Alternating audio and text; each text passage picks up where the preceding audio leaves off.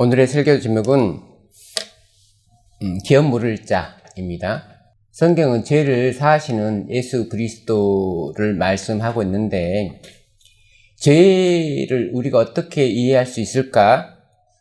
죄를 우리에게 더 잘 이해시키기 위하여 몇 가지 비유적인 방법을 사용하죠. 가령 전쟁에서 싸워서 이기는 것을 가지고 죄와 싸워서 이기는 것을 비유하기도 하고, 질병에 걸린 사람을 치료함으로써 죄를 치료하는, 그리고 빚이 많은 사람을 탕감해 줌으로써 속량하는 그런 여러 가지 예를 들어서 죄를 멸하시는 하나님을 설명하고 있어요. 그러니까 전쟁에 능하신 여호와께서 우리는 싸워서 이길 수 없는데 전쟁에 능하신 여호와께서 대신 싸워서 우리와 함께 싸워서 우리로 죄에 대한 싸움을 승리하게 해주시는 거고, 우리의 능력으로는 어떤 의원도 우리의 병을 고칠 수가 없는데, 우리의 죄의 질병을 고칠 수가 없는데 위대한 의원이신 예수 그리스도께서 많이 우리를 고치실 수 있는 거고, 우리는 도무지 감당하지 못할 많은 빚을 도저히 갚을 수 없는 빚을 졌는데 예수 그리스도가 탕감해 주시는 건데, 기업 물을 자는 이렇게 빚을 탕감해 주시는 예수 그리스도를 나타내는데, 사실 기업 물을 자라는 말을 영어 성경에서 찾아보면 리디머라고 하는데, 리디머는 뭔 뜻이냐면은 구속자란 뜻이에요. 그러니까 기업을 물으는 자는 구속자다. 사실 그러니까 빚을 갚아주는 것도 하나의 구속 사업의 일부다라고, 한 측면이다라고 이해를 해주시면 됩니다. 레위기 25장 23절로 28절, 토지를 영구히 팔지 말 것은 토지는 다 내 것이심이니라. 하나님께서 이스라엘 백성에게 11조를 받는 이유는 뭐냐면은 소작료예요. 가나안 땅은 하나님의 땅인데 내가 너희들한테 이렇게 줬잖아. 그러므로 내가 줬다는 걸 인정하려면 소작료 11조를 내야 돼, 그 말이죠. 광야에서는 11조가 없었죠. 소유하게 된 땅이 없었잖아요. 그 소유하게 된 땅에서 나오는 소득의 10분의 1을 내야 되는 거잖아요. 여호수아 5장 13절, 여호수아가 여리고에 가까이 이르렀을 때 눈을 들어본 즉 한 사람이 칼을 빼어 손에 들고 마주 서 있는지라. 여호수아가 나아가서 그에게 묻되 너는 우리를 위하느냐 우리의 적들을 위하느냐 하니, 그가 이르되 아니라 나는 여호와의 군대 장관으로 지금 왔느니라 하는지라. 여호수아가 얼굴을 땅에 대고 엎드려 절하고 그에게 이르되 내 주여 종에게 무슨 말씀을 하려 하시나이까. 여호와의 군대 대장이 여호수아에게 이르되 내 발에서 신을 벗으라. 네가 선 곳은 거룩하니라 하니 여호수아가 그대로 행하니라. 시내산에서 모세에게 나타나서 네 발에 신을 벗어라, 이것은 거룩한 곳이다라고 시내산을 하나님께서 거룩하다고 하셨잖아요. 구별하셨잖아요. 그러듯이 이 가나안 땅도 하나님께서 이 땅은 내 땅이야 라고 구별하시는 거예요. 물론 세상에 있는 모든 땅이 하나님 땅인데 특별히 가나안 땅은 내 땅이야. 하나님은 왕이시고 우리는 그분의 아들이신데, 왕은 아들에게 유산을 물려줘야 돼요. 기업이라고 개혁성경에 쓰여진 말은 대부분 유산이나 유업으로 바꿔서 생각할 수 있는데, 유산은 재산이죠. 유업은 직업을 물려받는 거니까, 우리 아버지가 왕이야. 그럼 나의 유업은 나도 왕이 되는 게 유업이에요. 왕의 자리를 나에게 물려주는 게 유업이라고 해요. 유산은 우리 아버지의 재산을 물려받는 게 유산이에요. 그래서 하나님께서는 우리에게 유업과 유산을 주시는데, 하늘나라가 우리의 유업이죠. 근데 그 하늘나라를 유업으로 앞으로 줄 거에 대해서 미리 과거에 율법에 기록해 놓고 어떻게 진행되어 있는가를 성경에서 연구하면 어떤 사람이 하늘에서 진짜 유업을 받고 하늘에 들어갈 수 있느냐. 지금 우리가 이 땅에서 이루어지는 하나님의 나라에 과연 그 유업을 받고 있느냐라는 걸 연구를 해봐야 된다는 거예요. 그렇지 않고 무조건 시간 되면 난 하늘나라 가겠지 라고 생각하는 사람들은 악하고 게으른 종이죠. 너희는 거류민이요 동거하는 자로서 나와 함께 있느니라. 너희 기업의 온 땅에서 그 토지 무르기를 하러 갈지니. 토지 무르기라고 하는 건 뭐냐면 내가 토지를 팔았는데 그걸 다시 물려주라고 하는 거예요. 산 사람이 내가 다시 돈을 주면서 물려주라고 하면 물러내야 돼요. 무르다라는 표현이 있고, 우리가 그 재산을 물려주다 하는 물려주다라는 말과 물러주다라는 말은 달라요. 내가 산 것을 보고 이 상품이 별로 마음에 안 드니까 다시 돈으로 물러주세요라고 하는 거잖아요. 지금 이것은 뭐냐면, 내가 가난해서 내 땅을 팔았는데 내 땅은 이게 내 땅이 아니야. 내가 하나님께로 받아갖고 내 자녀에게 물려줘야 될 땅. 그러니까 토지를 영구히 팔지 말 것은 토지는 다 내 것임이라. 내 땅이 내 땅이 아니고 하나님의 땅인데 하나님이 나한테 준 거예요. 그래서 이 물려받은 토지를 내 자녀에게 또 물려줘야 된단 말이에요. 근데 이걸 내가 팔아먹었어. 그래서 나는 돈이 없으니까 이 땅을 못 찾아요. 근데 누군가가 내 친척 중에 한 명이 와갖고, 돈 있는 친척이 한 명 와갖고 그 땅을 다시 사갖고 나한테 주는 거예요. 그래야지 내 아들한테 물려주죠. 땅이 중요해서 하나님이 이 법을 기록해 놓은 게 아니고, 우리가 물려받아야 될 게 뭐냐고요. 우리가 우리 조상들한테 물려받을 수 있는 최고의 것이 뭐예요? 신앙? 진리. 아담 때부터 6,000년 동안 우리는 장자권을 통해서 진리라는 것을 상속받은 사람들이에요. 근데 1260년 동안 우리가 상속받아야 될 진리가 싹 날아가 버렸어요. 그래서 예수님께서 다시 진리를 회복시켜 줘야 되는 거예요. 예수님께서 겸 물을 자예요. 우리의 구속자. 그래서 잃어버린 진리를 회복하여서 교회에게 주신다. 내 형제가 가난하여 그의 기업 중에서 얼마를 팔았으면 그에게 가까운 기업 물을 자가 와서 그 형제가 판 것을 물을 것이요. 만일 그것을 물을 사람이 없고 자기가 부유하게 되어 물을 힘이 있으면 그 판 해를 계수하여 그 남은 값을 산 자에게 주고 자기의 소유주로 돌릴 것이니라. 그러나 자기가 물을 힘이 없으면 그 판 것이 희년에 이르기까지 산 자의 손에 있다가 희년에 이르러 돌아올지니 그것이 곧 그의 기업으로 돌아갈 것이니라. 내가 가난하면 누구한테 팔아야 되잖아요. 그러면 누군가가 와서 또 그걸 다시 받아갖고 와야 되잖아요. 그럼 복잡하잖아요. 토지를 사준 사람은 큰맘 먹고 샀는데, 몇 년을 계획하고 샀는데, 왜냐하면 희년까지 뺏기, 이 토지는 산 사람 토지거든요. 희년이 지나면은 무조건 돌려줘야 돼요. 왜냐하면 원래 하나님 거니까. 원래 자기 것이 아니니까. 이 사람을 통해서 이 사람은 상속자한테, 내 아들한테 물려줘야 될 땅이란 말이에요. 이 땅은. 우리가 지금 가지고 있는 진리는 우리의 자손들한테 물려줘야 될 진리란 말이에요. 그러니까 우리가 진리를 회복하지 못하면 우리 자손에게 물려줄 진리가 없는 거예요. 우리 조상들이 진리를 어느 정도 회복해 놨기 때문에 우리는 물려받았고, 그 진리에다가 추가적인 진리를 더 플러스를 한 거잖아요. 완벽한 진리를 만들기 위해서. 이것은 한 사람에 의해서 진리는 회복되는 게 아니고 우리 조상들과 우리와 우리 자손들에 의해서 회복이 되는 건데, 우리가 제일 마지막 세대라 가면 우리에서 이제 마지막 100% 회복이 되는 거죠. 그런 사람이 하늘을 유업으로 받는 거죠. 그래서 이런 복잡한 과정을 없애기 위해서 우리 가까운 친척한테, 내가 지금 가난해서 어차피 이걸 팔 거야. 근데 네가 어차피 가서 사야 되잖아. 이건 복잡하잖아요. 그러니까 내가 그냥 너한테 돈을 받을게. 그럼 되잖아요.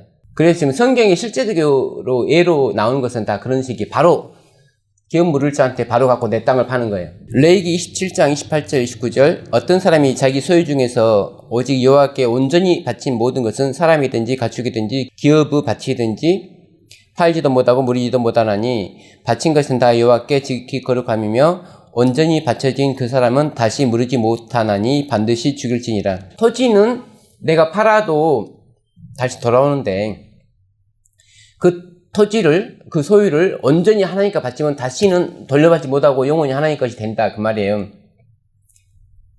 근데 여기 말이 좀 무섭죠. 온전히 바쳐진 그 사람은 다시 무르지 못하나니 반드시 죽일지니라. 그래서 이 말은 무엇을 말하는 걸 또 성경을 찾아봐야겠죠.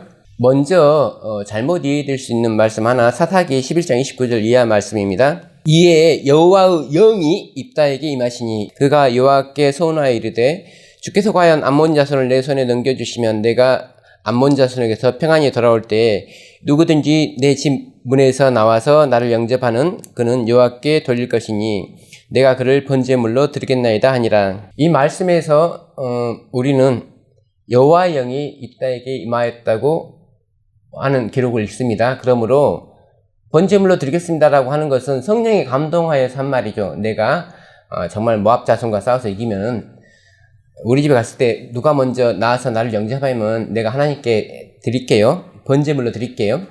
중략하고 입다가 미스바에 있는 자기 집에 이를 때에 보라 그의 딸이 소고를 잡고 춤추며 나와서 영접하니 이는 그의 무남 동료라. 입다가 이를 보고 자기 옷을 찌르며 이르되 어찌할꼬 내 딸이여 너는 나를 참담하게 하는 자요 너는 나를 괴롭게 하는 자 중에 하나로다. 내가 여호와를 향하여 입을 열었으니 능히 돌이키지 못하리로다 하니 여호와여 주의 장막에 머무를 자 누구오며 주의 성산에 사는 자 누구 오니이까 라고 하면서 중간에 이런 말이 있습니다. 그의 마음에 소원한 것은 해로울지라도 변하지 아니하며 번제물로 바치겠다고 소원을 했기 때문에 바쳐야 되는데 딸이 그에게 이르되 나의 아버지여 아버지께서 여호와를 향하여 입을 여셨으니 아버지의 입에서 낸 말씀대로 내게 행하소서. 이는 여호와께서 아버지를 위하여 아버지의 대적 암몬 자손에게 원수를 갚으셨음이니이다 하니라. 또 그의 아버지에게 이르되 이 일만 내게 허락하사 나를 2달만 버려두소서. 내가 여자친구들과 산에 가서 나의 처녀로 죽음을 인하여 애곡하겠나이다 하니 그가 이르되 가라 하고 2달을 기한하고 그를 보내니 그가 그 여자친구들과 가서 산 위에서 처녀로 죽음을 인하여 애곡하고 2달 만에 그의 아버지에게로 돌아온지라. 그는 자기가 소원한 대로 딸에게 행하니 딸이 남자를 알지 못하였더라. 개역 성경에 처녀로 죽음을 인하여 라는 말에 죽음을 이란 말은 작은 글자로 되어 있죠. 그래서 원문에 없는 말이에요. 우리는 혹자가 입다가 자기 딸을 번제물로 태워서 마치 이방인들이 드리는 것처럼 그렇게 드렸겠지 않냐 하는데 성경이 뜻하는 것은 처녀됨을 인하여, 그러니까 처녀로 늙어 죽는 것을 인하여 슬프다는 거죠. 시집을 못 가고 처녀로 죽는 거잖아요. 그는 자기가 소원한 대로 딸에게 행하니 딸이 남자를 알지 못하였더라. 그래서 남자를 알지 못하는 게 슬픈 거지 불에 타서 죽는 게 슬픈 게 아니라는 거죠. 입다는 이스라엘의 사사예요. 재판관이에요. 재판관은 자의로 재판합니까? 율법으로 재판하죠. 율법으로 재판하는데 율법에 사람을 인신제물로 드리라는 태워서 번제물로 드리라는 그런 규정이 없죠. 그래서 번제물로 그러면 드린다는 뜻이 뭘까? 완전한 헌신인데 민수기 8장 11절 이하 아론이 이스라엘 자손을 위하여 레인을 흔들어 바치는 제물로 여호와 앞에 드릴지니 이는 그들에게 여호와께 봉사하게 하기 위함이라. 레인을 아론과 그의 아들들 앞에 세워 여호와께 요제로 드릴지니라. 너는 이같이 이스라엘 자손 중에서 레인을 구별하라. 그리하면 그들이 내게 속할 것이니라. 네가 그들을 정결하게 하여 요제로 드린 후에 그들이 회막에 들어가서 봉사할 것이니라. 그들은 이스라엘 자손 중에서 내게 온전히 드린 바 된 자라. 이스라엘 자손 중 모든 초태생 곧 모든 처음 태어난 자 대신 내가 그들을 취하였나니. 여기서도 온전히 바친 사람들이 나오죠. 온전히 드린 바 된 레인이 나오는데 레인은 어떻게 드리냐면 요제로 드려요. 요제는 뭐냐면 여기서 흔들어 바치는 제물이죠. 민수기 3장 39절에 모세와 아론이 여호와의 명령을 따라 레인을 각 종족대로 계수한즉 1개월 이상 된 남자는 모두 22,000명이었더라. 자, 요제를 드려야 되는데 아론과 아론 아들들이 22,000명을 이렇게 들어서 흔들어 이제 태어난 지 얼마 안 된 애들이 이렇게 들어서 흔들겠지만 대부분이 성인일 드릴 거 아니에요. 그럼 몸무게가 좀 나가는 레인도 있을 거고 그 22,000명을 하루 종일 이렇게 흔들어서 바치는 게 가능해요?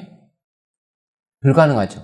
요제로 드리라 했다고 진짜 막 이렇게 문자적으로 그리고 무거운 사람 들다가 아론이 그나마 나이도 많은데 무거운 거 들다가 허리 삐끗해서 아론이 먼저 죽죠. 드리다가 레인 바치라니까 아론이 먼저 바쳐지죠. 이건 요제는 드리는 방식을 얘기하는 게 아니고 레위기 8장 29절 이에 모세가 그 가심을 가져다가 여호와 앞에 흔들어 요제를 삼았으니 이는 유임식에서 잡은 순양 중 모세의 몫이라. 요제를 드린 이유가 뭐냐면 하나님께 드리는데 하나님께 드리면서 이건 내 겁니다 라는 거예요. 레위기 10장 15절 그 들어 올린 뒷다리와 흔든 가심을 화제물의 기름과 함께 가져다가 여호와 앞에 흔들어 요제를 삼을지니 이는 여호와의 명령대로 너와 네 자손의 영원한 소득이니라. 그러니까 레인을 요제로 바치는 거는 뭐냐면 요제로 바쳐서 하나님 건데 하나님이 아론에게 주기 위해서 바치는 거잖아요. 불에 태워서 어떤 칼로 썰어서 VV가 아니고 그 사람 자체가 온전하게 하나님께 바쳐지는 예식이란 말이에요. 그래서 입다가 번제물로 드린다는 건 뭐냐면은 성전 예배에서 봉사하도록 영원토록 온전히 드린다는 뜻이에요. 그래서 불로 태워서 죽이는 번제가 아니고 한 사람의 일생을 여호와께 온전히 바치는 번제가 뜻하는 게 그거예요. 다 태워서 하나님께 올려드리는 거잖아요. 그러니까 우리 자신을 번제로 드린다는 말은 뭐냐면 우리를 뭐 몸에다 휘발유 붓고 태우라는 게 아니고 내 자신의 모든 것 털끝 하나라도 하나님께 드린다는 뜻이에요. 그래서 우리는 하나님께 우리를 번제로 드려야 돼요. 민수기 3장 9절 너는 레위인을 아론과 그의 아들들에게 맡기라. 그들은 이스라엘 자손 중에서 아론에게 온전히 맡겨진 자들이니라. 자, 이렇게 온전히 맡겨진 자들을 죽이는데 성전에서 일할 사람들은 죽이는 게 아니고 거기서 그냥 일생 동안 있는 것을 뜻한다라는 거죠. 근데 실제로 정말 죽는 사람들도 있겠죠. 여호수아 6장 16절로 19절 일곱 번째 제사장들이 나팔을 불 때에 여호수아가 백성에게 이르되 외치라 여호와께서 너희에게 이 성을 주셨느니라. 이 성과 그 가운데 있는 모든 것은 여호와께 온전히 바치되 여호수아는 성과 여리고성과 여리고성 안에 있는 모든 것을 하나님께 바치고자 했어요. 제가 성경을 읽어봐도 하나님이 이 성은 나한테 주라, 나한테 바치라 라고 한 구절이 없는 것 같아요. 몰라요. 더 읽어보면 나올 수도 있겠지만. 근데 여호수아는 가나안 땅은 하나님께서 우리한테 주신 땅이고 우리가 지금 전쟁이라는 모습으로 마치 정복하는 것처럼 보이지만 실제로 전쟁을 주관하시는 전쟁은 여호와께 속하는 것이고 전쟁을 주관하시는 여호와께서 대신 전쟁을 해서 우리에게 주는 거기 때문에 여리고성은 우리가 처음 얻는 재물이잖아요. 처음 얻는 성이잖아요. 그래서 여호수아는 이런 생각을 한 거예요. 이게 초태생이고 이게 첫 열매니까 첫 열매로서 하나님께 바쳐야겠다라고 여호수아는 생각한 것 같아요. 백성의 대표잖아요. 여호수아는 백성의 대표고 백성의 대표가 결정했으니까 백성들이 결정한 거죠. 이 성은 하나님께 바치자. 너희는 온전히 바치고 그 바친 것 중에서 어떤 것이든지 취하여 너희가 이스라엘 진영으로 바치는 것이 되게 하여 고통을 당하게 되지 아니하도록 오직 너희는 그 바친 물건에 손대지 말라. 은, 금과 동철 기구들은 다 여호와께 구별될 것이니 그것을 여호와의 곳간에 드릴지니라 하니라. 이 말씀은 아까 읽어드린 바대로 온전히 바쳐진 그 사람은 다시 무르지 못하나니 반드시 죽일지니라. 그래서 여리고성 주민들은 하나님께 바쳐진 사람들이기 때문에 온전히 죽여야 되는 거고 거기에 있는 물건들은 불로 살라야 되는 거죠. 그것이 하나님께 온전히 드린다는 뜻이에요. 근데 하나님께 드려야 될 것을 자기 것으로 취했기 때문에 문제가 생기는 거죠. 거룩이라고 하는 것은 하나님 것과 내 것을 구별하는 건데 우리가 사람도 온전히 바치고 물건도 온전히 바치는데 안식일은 온전히 바쳐진 날이에요. 안식일은 우리 것이 아니고 하나님의 거예요. 그래서 우리는 그날을 온전히 바쳐진 날이라고 부를 수 있습니다.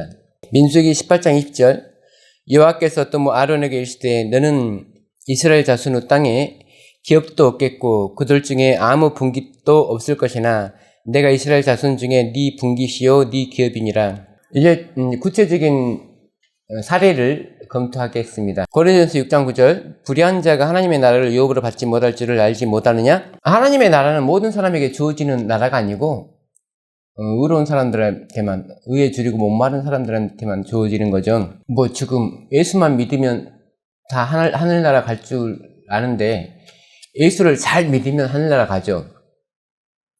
예수 믿고 하늘나라 가는 건 거짓말이 아니에요. 근데 예수를 잘 못 믿으면서도 예수를 잘 믿고 있다고 착각하기 때문에 못 가는 거죠. 구원은 예수를 믿음으로 말미암아서 얻습니다.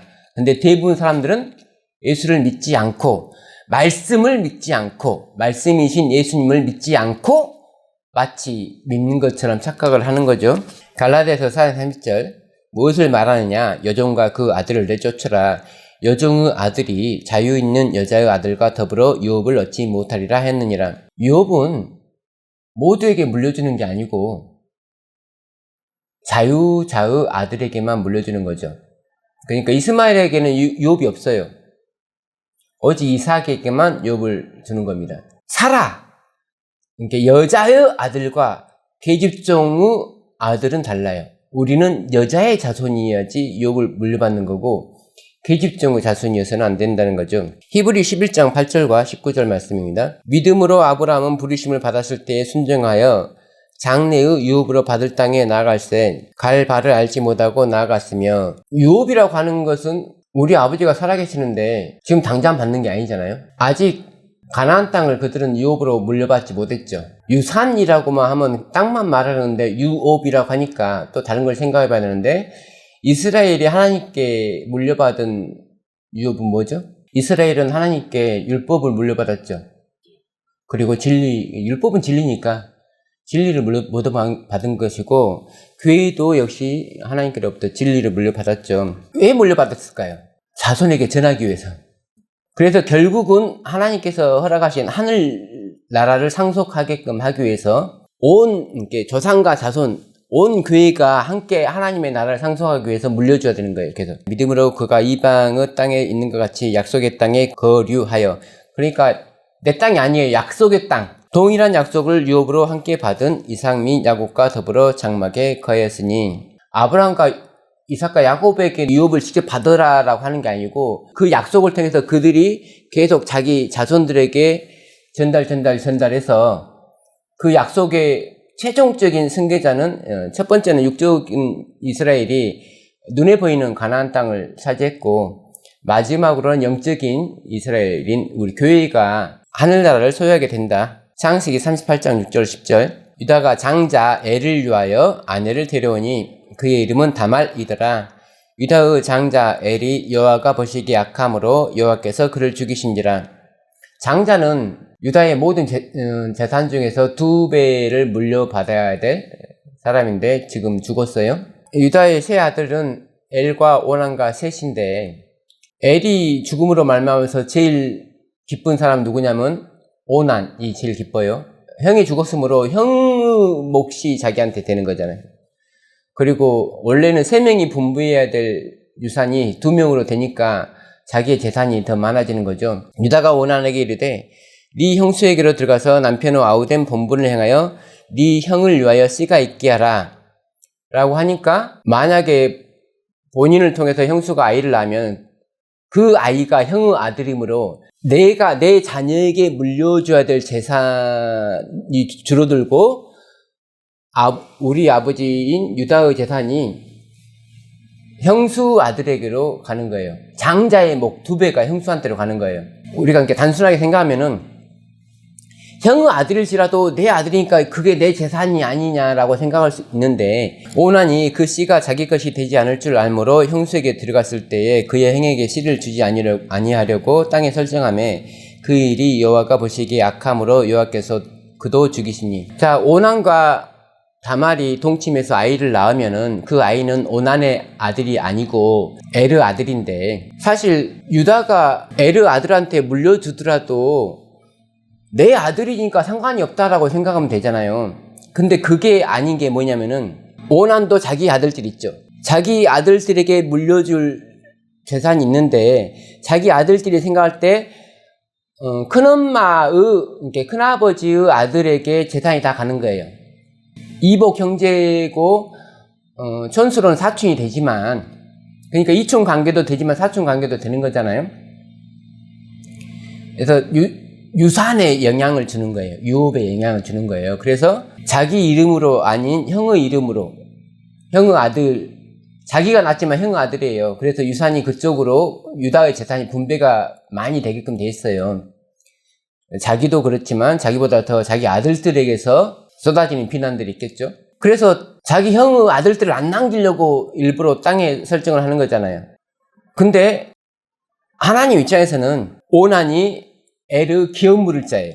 자기 형의 이름으로 계속 진리가 전파돼야 되고 유업이 넘어가야 되는데 그걸 중단을 시킨 게 오난이잖아요. 그러니까 이건 어떤 문제냐면, 가인에게 내 아우가 어딨니? 그러니까 나 몰라요. 내가 아우를 지키는 자입니까? 라고 했잖아요. 그 형제라고 하는 건 뭐냐면은, 한 아버지가 아들 한 명만 낳았을 때 그 아들이 죽어버리면 대가 끊기는 거잖아요. 우리가 보통 예전 사람들이 아들 여러 명 낳는 게 뭐 몇 명 죽더라도 한 명이라도 살아갖고 내 대만 이어주면 되는 거잖아요. 그러니까 유산이라고 하는 것은 계속 물려져야 되는데 대를 끊어버리면 진리라고 하는 건 대가 끊기면 더 이상 전달이 안 되는 거잖아요. 하나님께서 아브라함을 택한 이유가 고작 가나안 땅을 물려주려고 택한 게 아니고 진리의 보관자로 아브라함을 불렀듯이 그 진리가 계속 자자손손 전달이 돼야 되는데 지금 오난은 하나님의 진리가 더 이상 후대로 전달되지 못하도록 하는 거란 말이에요. 그래서 악한 거죠. 신명기 6장 7절에 내 자녀에게 부지런히 가르치며 집에 앉았을 때에든지 길을 갈 때에든지 누웠을 때에든지 일어날 때에든지 이 말씀을 강론할 것이며 그래서 이스라엘 백성들이 하나님께 받은 욥은 자기 자녀들한테 부지런히 가르치면서 자녀가 자녀에게 말하고 자녀가 자녀에게 말해서 계속적으로 전파되는 건데 자녀가 없으면 전달이 안 되잖아요. 우리는 아브라함의 믿음의 자녀잖아요. 그래서 영적인 조상들이 영적인 자녀들한테 계속 물려주는 거잖아요. 누구한테 가르쳐야 되는 거잖아요. 계속 설교를 해야 되는 거잖아요. 근데 교인이 한 명도 없어. 그러면 우리 때에서 끝나는 거잖아요. 그래서 자녀는 정말 중요한 거죠. 교인은 정말 중요한 거예요. 그래서 다말을 통해서 에르 씨가 계속 유지가 됐죠. 오난이나 유다나 엘이 하지 못한 것을 다말은 해냈잖아요. 그래서 하나님 보시기에 다말은 큰 사람이고 다말이 베레스와 세라를 낳는데 사실 유다의 아들이기도 하지만 영적으로는 여자의 아들이 되는 거죠. 그러니까 기업을 물을 자가 대부분 남자인데 특별한 상황에서는 여자가 기업 물을 자가 되는 경우로 나타내지는 그런 샘플들이 있는데 다말이 그렇고 룻이 그렇고 바세바가 그렇고 마리아가 그렇다는 거죠. 룻기 4장 3절 6절 보아스가 그 기업 물을 자에게 이르되 모압 지방에서 돌아온 나오미가 우리 형제 엘리멜렉의 소유지를 팔려 함으로 그것을 사라고 너에게 말하여 알게 하려 하였노라. 아까 말했듯이 이제 엘리멜렉은 죽었잖아요. 근데 그 소유권이 엘리멜렉의 아들한테로 넘어가야 되는데 엘리멜렉의 아들이 다 죽어버렸잖아요. 그러면 룻이 엘리멜렉의 자녀된 이름으로 며느리 된 이름으로 새로운 남자랑 결혼을 해서 룻의 아들을 낳아서 엘리멜렉과 자기 아들의 이름으로 계속 기업이 유전이 돼야 된단 말이에요. 엘리멜렉이 죽었으니까 이제 나오미한테 바로 그 친족이 사는 거예요. 그 친족이 생각해 보니까 이득일 같아. 왜냐면 애들은 대가 끊겨. 그렇잖아요. 대가 끊기니까 내가 산 밭은 토지는 영원히 내 것이 되는 거예요. 만일 네가 물으려면 물으려니와 만일 네가 물으지 아니하려거든 내게 구하여 알게 하라. 네 다음은 나요 그 외에는 물을 자가 없느니라 하니 그가 이르되 내가 물으리라 하는지라. 그래서 사도 나의 재산에 손해가 없기 때문에 물은다고 하는 거예요. 보아스가 이르되 네가 나오미의 손에서 그 밭을 사는 날에 곧 죽은 자의 아내 모압 여인 룻에게서 사서 그 죽은 자의 기업을 그의 이름으로 세워야 할지니라 하니 여기서 룻의 상황과 아까 다말의 상황이 똑같이 반복이 되는 거예요. 그 기업 물을 자가 이르되 나는 내 기업에 손해가 있을까 하여 나를 위하여 물으지 못하노니 내가 물을 것을 네가 물으라. 나는 물으지 못하겠노라 하는지라. 결국은 뭐냐면 기업을 물을 자가 룻과 결혼을 해야 되는 거예요. 그래서 아이가 생기면 그 땅이 자기 것이 되는 게 아니고 여기서 자기 것이 되는 게 아니라는 뜻이 뭐냐면 우선은 자기 것인데 결국 자기가 자기 친아들한테 물려줄 수 있는 유산이 아니에요. 룻을 통해서 난 엘리멜렉 가문의 아들들의 유산으로 물려주는 거예요. 그래서 손해죠. 그러니까 이 사람도 아까 오난이 한 행동과 똑같이 하는 거고 지금 룻은 아까 다말이 하는 행동과 똑같이 하는 거고 지금 보아스는 유다가 하는 역할을 하는 거고 성경은 이름만 바뀌었지 계속 반복이 되는 거예요. 마태복음 1장 12절 바벨론으로 사로잡혀 간 후에 여고냐는 스알디엘을 낳고 스알디엘은 스룹바벨을 낳고 여기 마태복음에 나와 있는 여고냐는 여호야긴 왕입니다. 근데 여고냐로도 불리우고 고니야라고도 불려요. 에레미야 22장 24절 30절 여호와의 말씀이니라 나의 삶으로 맹세하노니 유다 왕 여호야김의 아들 고니야가 이 사람이 자식이 없겠고 라고 한 것처럼 그는 18살에 바벨론으로 끌려가서 감옥에서 37년? 감옥에서 있는데 이제 애를 낳을 수도 없었고 근데 걔는 이어야 되잖아요. 그래서 스알디엘과 스룹바벨은 실제로 자기가 낳은 자녀가 아니고 양자로 얻은 거죠. 자기 기업을 잇기 위하여 양자로 드린 겁니다.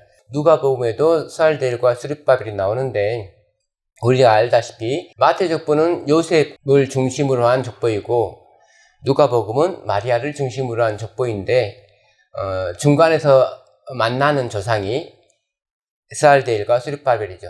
근데 이제 그 이유로는 왜 같지 않냐면은 양자이기 때문에 이쪽 족보의 피도 이어받는 거고 저쪽 족보의 피도 이어주는 건데 이스라엘 백성들은 대를 잇는 것을 굉장히 중요하게 생각했는데 왜냐하면 대가 끊기면 유업이 끊김으로 진리를 쭉 우리 조상들 때부터 우리 지금까지 전해오다가 538년부터 1798년까지 한때 두때 반때 동안 1260년 동안 가톨릭 교회에서 진리는 짓밟혔단 말이에요. 대가 끊겼단 말이에요. 그 대가 끊겼기 때문에 우리가 상속받아야 될 진리가 싹 날아갔잖아요. 그래서 예수께서 기업물자로 오셔서 우리에게 다시 진리를 회복하게끔 하는 사업의 시작이 1844년부터다 라고 생각하시면 됩니다. 마리아에 대해서 한번 한 가지 굳이 더 하자면 마리아 쪽은 아들이 없는 무남 동녀 외동딸이고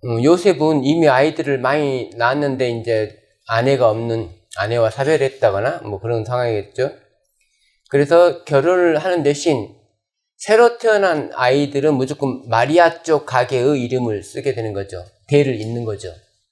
그래서 예수님은 마리아의 아들, 곧 여자의 아들이 되는 거죠. 성경에 나와 있는 여자의 아들이 꼭 마리아뿐만 아니라 바세바도 여자의, 실제로 예수님 마리아 쪽 가게와 요셉 쪽 가게의 최고 조상은 다윗인데 다윗이 낳은 두 아들, 그러니까 바세바에게서 낳은 두 아들, 한 명은 나단이고 한 명은 솔로몬이죠. 요셉은 솔로몬 쪽 자녀고 마리아는 나단 쪽 자녀다라고 생각하시면 됩니다. 우리는 지금 현재 진리를 물려받은 백성이에요. 만약에 우리가 지금 진리를 물려받은 백성이 아니면서 하나님의 나라를 유업을 받는다라고 하는 거 거짓말이죠. 그러니까 지금 물려받지 못했으면서 앞으로 물려받을 어떤 나라를 고대한다는 건 그 자체가 말이 안 되는 거죠. 진리와 오류가 싸우는데, 참과 거짓이 싸우는데 오류를 믿는 사람들이 자기가 믿는 것이 오류라고 생각할까요? 왜 오류를 믿는 사람들은 자기가 오류를 믿는다고 생각하지 않고 진리를 믿는다고 생각하는 거죠? 오류가 처음에 제시될 때 오류로만 제시되면은 사람들은 그 오류가 오류인지를 아는데, 오류가 처음에는 어떻게 우리에게 접근하냐면은 99% 진리에 1% 오류를 섞어요. 그러면 사람들은 그것을 약간의 거짓이 섞여 있음에도 99개의 진리 때문에 그냥 그 하나의 오류도 진리라고 인식을 해버려요. 근데 그 오류가 점점 커져요. 그 오류의 퍼센티지가 점점 커지는데, 그래도 사람들은 그 진리가 옳다고 생각하기 때문에 그 오류까지도 옳게 여겨버려요. 그래서 자기가 믿는 오류가 실제로 오류임에도 불구하고 그걸 진리라고 생각을 해버려요. 가짜뉴스라고 하는 게 왜 먹히냐면은 진짜와 가짜를 섞어놓으니까 먹히는 거잖아요. 나중에 완전히 100% 가짜만 내놔도 가짜에 다 속는 거고. 이사야 51장 7절 의를 아는 자들아, 마음에 내 율법이 있는 백성들아. 우리는 하나님의 율법을 마음에 새기고 있어야 되는데, 마음에 새긴다는 말은 뭐냐면 우리의 생각이 율법과 일치해야 된다는 거예요. 율법을 지킨다고 하는 것은 내가 생각으로 그 율법의 조문에 동의를 해야 되는 거예요. 만약에 우리가 안식일을 지킬 때 그냥 겉으로만 안식일을 지키고 내용은 아무것도 없다 하면은 이건 유대인들이 지키는 안식일과 별반이 없는데, 그것은 율법을 지키는 것이 아니죠.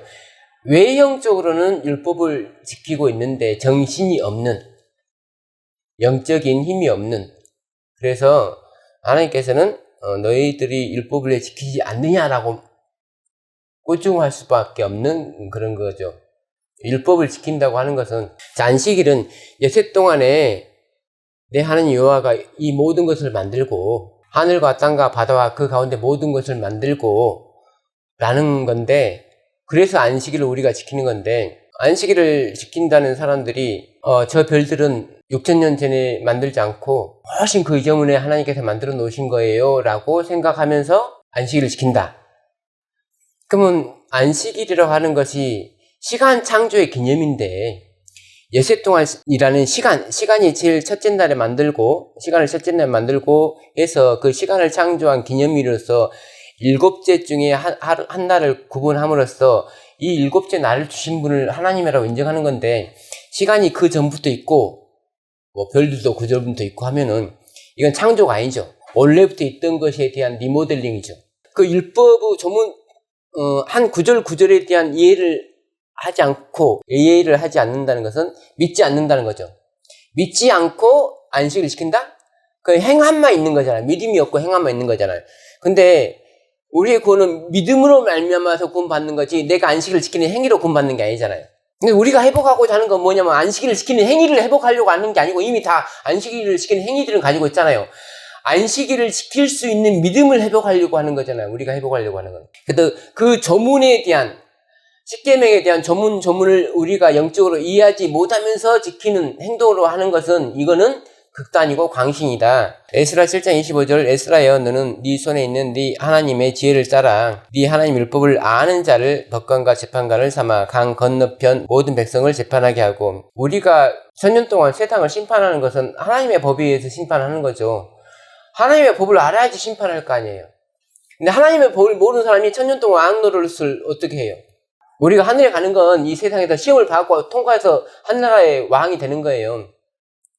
그 치르는 문제가 법이라고, 법. 이사야 8장 16절, 너는 증거의 말씀을 삼으며 율법을 내 제자들 가운데에서 봉함하라. 봉함하는 이유는 후대에 물려주기 위하여. 그래서 6천년 동안 내려온 진리를 우리가 고스란히 받고 있습니다. 진리 혜택을. 모세 오경을 쓸 수 있었던 건 아담 때부터 쭉 물려 내려온 부전된 불문법을 성문화시킨 거예요. 만약 모세가 뭐 얼마나 똑똑하게 자기 혼자 뭐 다 연구해서 했겠습니까? 자기 어머니 요셉의 댁에, 요셉은 레이에게, 레이는 야곱에게, 야곱은 이삭에게, 이삭은 아브라함에게, 이렇게 계속 물려 내려온 걸 쓴 거예요. 그러므로 진리를 물려받지 못한 교회가 진리를 물려줄 수 있는 건 아니죠. 진리를 물려받은 교회가 있어야 되잖아요. 시편 19편 2절, 날은 날에게 말하고 밤은 밤에게 지식을 전하니. 우리가 이제 지금 계속 어떤 역사적으로 시간대적으로 물려받는 것만 생각하는데, 사실은 전도라는 방법이 뭐냐면 내가 받은 진리를 옆 사람한테 물려주는 거예요. 물려준다는 건 뭐냐면 제대로 된 진리를 물려줘야 되는 거죠. 물려줄 가치가 있는 거. 물려주다 말이 한국말로 비슷하지만, 내가 그래야지 저 형제의 기어 무르는 자가 되는 거예요. 원래는 예수님이 하시는 일인데 우리를 통해서 하시는 거잖아요. 진리를 전해주는데 우리가 저 사람은 아니야라고 딱 각계뼈를 쳐버리면, 내가 내 아우를 지키는 자니까?